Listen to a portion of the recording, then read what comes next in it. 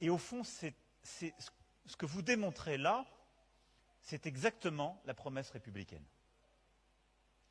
Et il y a une chose, moi, qui m'insupporte, s'il y a quelque chose qui a fait que je me suis engagé en politique et que j'ai voulu mener les combats que j'ai menés, c'est que parce qu'on est né quelque part ou qu'on a tel ou tel nom,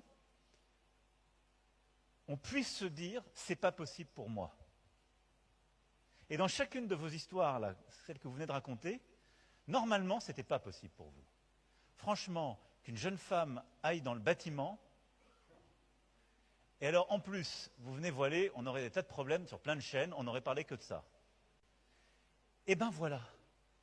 Et il y aurait, je vais vous dire, la vraie difficulté de notre pays, c'est que la même jeune femme, en voyant son CV dans des entreprises de bâtiment, à mon avis, elle avait 6 refus sur 10.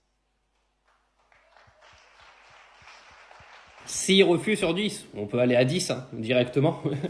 Là-dessus, je le rejoins complètement. Maintenant, c'est du discours de politicien. Je suis pas sûr que lui, il ait fait grand-chose pour que ça change.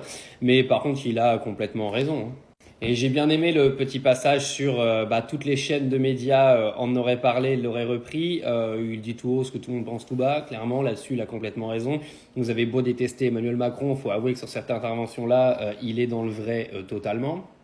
Parler d'une femme voilée qui travaille dans le bâtiment, c'est l'exemple parfait, parce qu'aujourd'hui, le voile est devenu une sorte de vêtement démoniaque dans la société française et dans les médias. Maintenant, en toute honnêteté, je suis pas sûr que les lignes elles aient bougé complètement. Je pense que de la discrimination religieuse et par ton origine existe toujours.